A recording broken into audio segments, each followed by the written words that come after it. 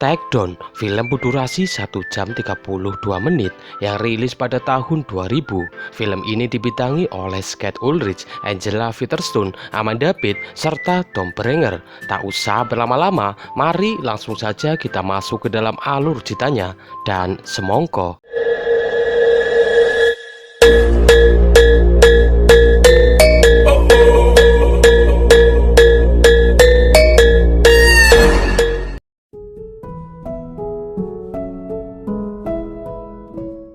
Film dibuka dan memperlihatkan dua orang sahabat bernama Kevin dan Alex yang sedang berada di sebuah bar. Di sana Kevin menerima informasi dari teman Alex mengenai sebuah software bernama SAS. SAS merupakan sebuah software yang berfungsi untuk menyadap semua dial-up dan incoming call pemerintah Amerika, agen FBI, semua departemen kenegaraan, dan badan intelijen lainnya. Di mana Kevin berniat untuk masuk ke dalam software itu sehingga ia dapat menyadap semua perbincangan pemerintah karena ia sedang menunggu keputusan sang hakim atas peretasan yang pernah ia lakukan. Siangnya, Kevin pun menghubungi seorang pria yang bekerja di sebuah pusat pelayanan telepon untuk mendapatkan informasi mengenai SAS. Kemudian Kevin menelpon seorang pria bernama Chris, yang mana Chris merupakan orang yang merancang software SAS. Di sini Kevin mengaku sebagai orang yang bekerja di Netcom yang diminta untuk menyempurnakan program SAS. Lalu Kevin pun meminta semua desain serta informasi aplikasi SAS tersebut. Sedikit penjelasan, di sini Kevin mempunyai banyak nama samaran untuk menghindari dirinya agar tidak terlacak oleh FBI. Esoknya Kevin menelpon seorang pria bernama Mike, dan kali ini Kevin mengaku sebagai Tony yang merupakan atasan dari Mike. Lalu ia meminta Mike untuk segera menyerahkan serial number SAS karena ia sangat membutuhkannya. Lalu Kevin pun pergi menemui Mike, dan betapa cerdasnya Kevin. Di sini Kevin mengaku sebagai orang suruhan Tony untuk mengambil serial number itu. Setelah mendapatkan semua yang ia butuhkan untuk dapat mengakses software SAS, Kevin dan Alex pun kembali menemui temannya di sebuah bar dan menunjukkan keberhasilannya dalam mengakses software SAS. Hal itu pun membuat teman Alex menyesal karena telah memberikan informasi mengenai SAS. Tak lama, teman Alex pun memberitahukan kejadian itu kepada salah satu agen FBI. Namun tanpa mereka sadari, ternyata percakapan mereka telah disadap oleh Kevin dan Alex, yang mana hal itu membuat Alex sangat senang. Namun tidak dengan Kevin yang terlihat sangat pusing, karena 3 hari lagi ia akan mendengar keputusan sidang. Ditambah lagi dengan dirinya yang sekarang menjadi buron karena telah meretas SAS. 2 tahun kemudian, kita diperlihatkan Alex yang tiba-tiba menerima pesan dari Kevin yang telah lama bersembunyi. Kevin meminta Alex untuk menjemput dirinya di suatu tempat.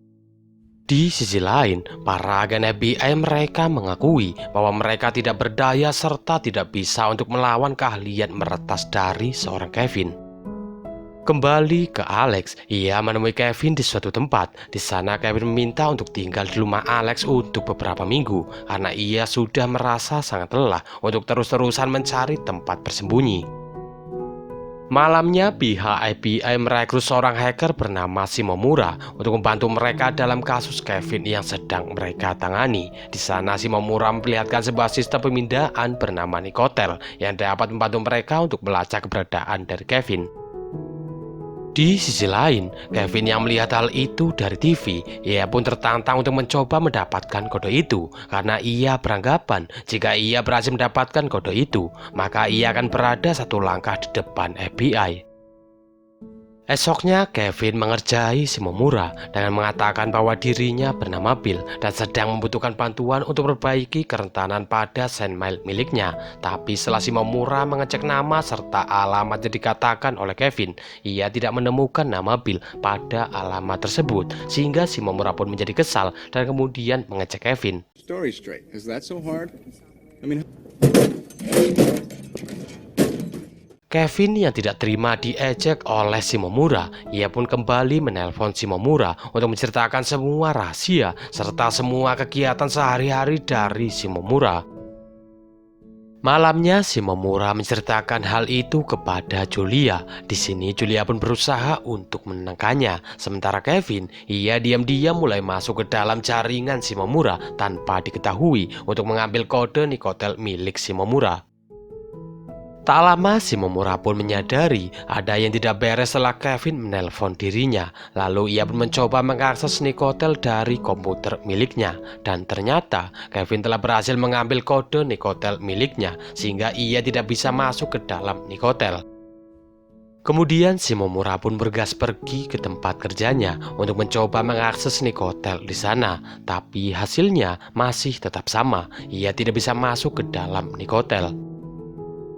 Setelah itu, Shimomura mengatakan kepada Julia bahwa ia telah menciptakan sebuah virus yang ia simpan di dalam Nikotel, di mana virus itu dapat membebani saluran telepon, sistem email, mengganggu kontrol lalu lintas udara, serta mematikan listrik di seluruh penjuru kota, sehingga ia pun harus segera menangkap Kevin. Di sini Julia pun menyarankan kepada Shimomura untuk membentuk sebuah tim agar dapat segera melacak Kevin.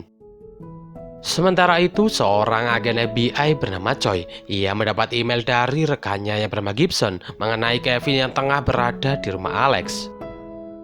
Di sisi lain, Kevin merasa kesal dengan Alex karena ia memutar sebuah musik yang sangat keras. Ditambah lagi, Kevin juga melihat email yang dikirimkan oleh Gibson kepada Choi. Lalu ia pun meminta Alex untuk mematikan musik itu, sehingga terjadilah perdebatan di antara mereka. Anywhere, in the country, and I could put it into any account that I. Tak lama, para agen FBI pun telah sampai di rumah Alex. Tapi setelah mereka menyergap rumah Alex, mereka hanya menemukan Alex dan juga istrinya. Sedangkan Kevin, ia ternyata telah pergi ke sebuah bar untuk bersembunyi. Kevin yang kesal dengan Gibson, ia pun menggunakan sebuah virus untuk memberi pelajaran kepada Gibson.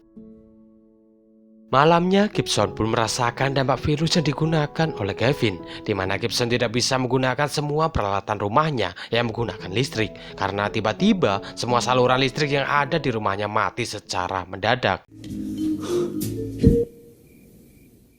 Esoknya, Gibson mendapat telepon dari seorang penyidik departemen kendaraan bermotor yang bernama Fox. Fox mengatakan bahwa ada seseorang yang mengaku sebagai dirinya, di mana orang itu meminta foto dari beberapa agen FBI. Tak lama, Gibson pun tak sengaja bertemu dengan Kevin yang sedang berada di tempat fotokopi. Think that's addressed to me?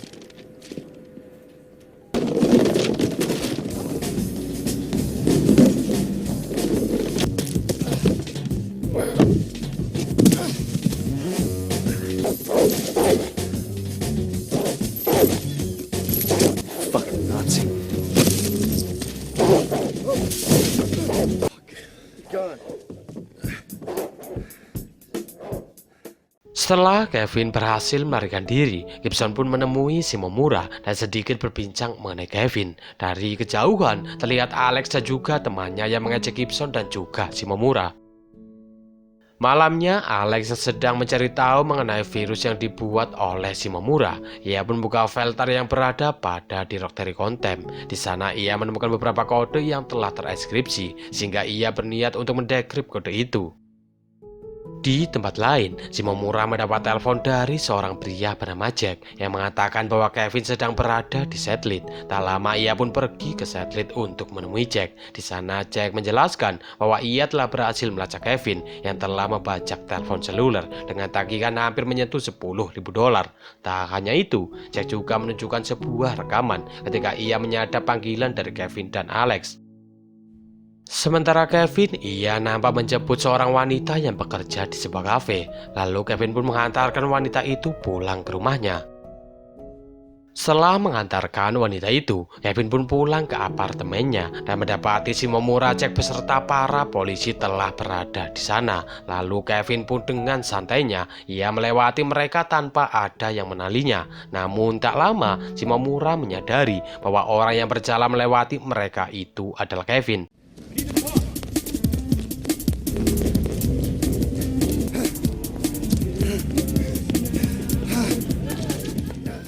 Ketika Kevin hendak tertangkap, Kevin pun menuduh Shimomura sebagai seorang copet, sehingga ia dibantu oleh para warga sekitar.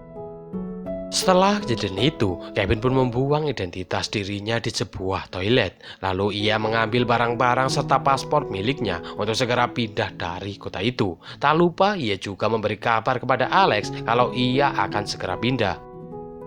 Tak lama, ia pun mencari informasi mengenai jadwal keamanan Departemen Ilmu Komputer di sebelah tong sampah. Kemudian ia pun pergi ke tempat itu dengan tujuan untuk mengambil software binari yang dapat digunakan untuk mendekrip kode yang ada di dalam virus milik Shimomura. Namun usahanya belum berhasil karena pintu di sana ternyata terkunci.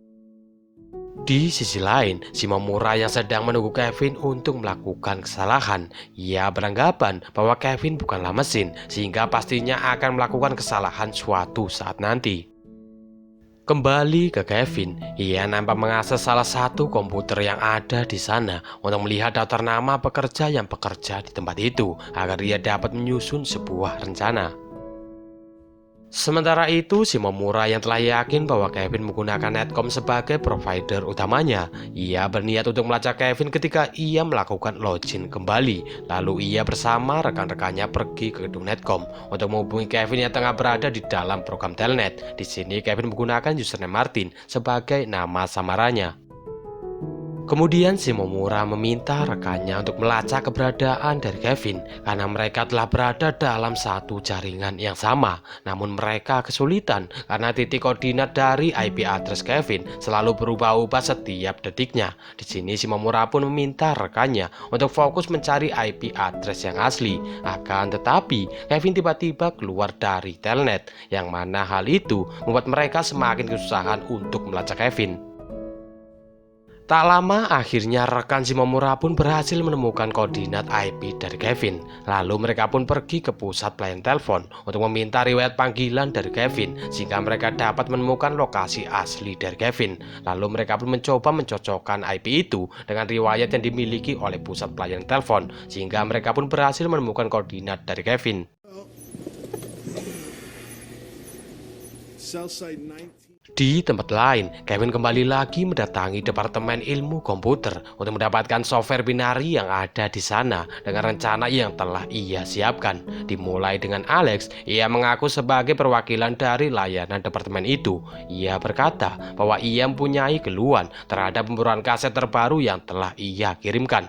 Tak lama, Kevin pun datang dan mengaku sebagai orang suruhan dari Alex. Tanpa berlama-lama, ia pun mulai menyalin software binari itu dan berhasil membawa software itu pergi.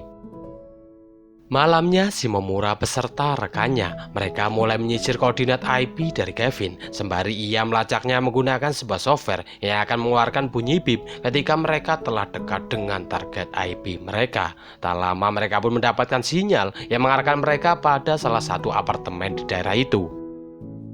Esoknya, Gibson pun datang untuk memberikan makanan kepada Shimomura yang dari semalam terus memantau daerah itu.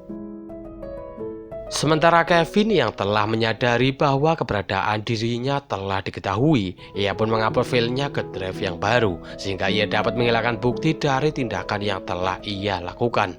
Tak hanya itu, ia juga nampak berhasil mendekrip kode yang ada di dalam virus milik Shimomura. Tak lama, Shimomura beserta para agen FBI, mereka pun mulai bergerak ke apartemen untuk segera menangkap Kevin. Dan pada akhirnya, Kevin pun tertangkap tanpa ada perlawanan sedikit pun. Computer hacker was zapped into a federal courthouse today. Was arrested early Wednesday. Security expert Tsutomu Shimomura, who had Kevin reason to Mitnick believe is accused of the cyber at least 20,000 And at the time of his arrest, the FBI's most wanted. 6 bulan kemudian, Shimomura menjenguk Kevin di penjara. Tapi hal itu justru membuat Kevin marah karena ia beranggapan bahwa ia tidak seharusnya di penjara. Karena selama ini ia merasa bahwa semua tindakannya tidak ada yang merugikan orang lain. That's right, you walk away, you go home, motherfucker! You motherfucker! Beberapa hari kemudian, terlihat Shimomura yang sedang jalan-jalan bersama dengan Julia. Ketika Shimomura hendak mengambil uang di ATM, ia dikagetkan dengan ATM miliknya yang telah diretas oleh Kevin tepat sebelum ia ditangkap. Bukannya nominal saldo yang keluar di monitor, namun justru menampilkan tulisan bahwa Kevin telah bebas. Dan film pun selesai.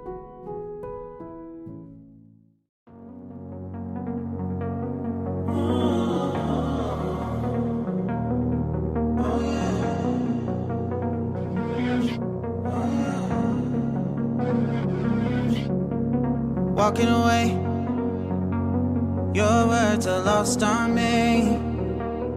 It's taking everything. not to turn around. Throw it away. See if you'll let go of me when you're not holding me. I can see it now.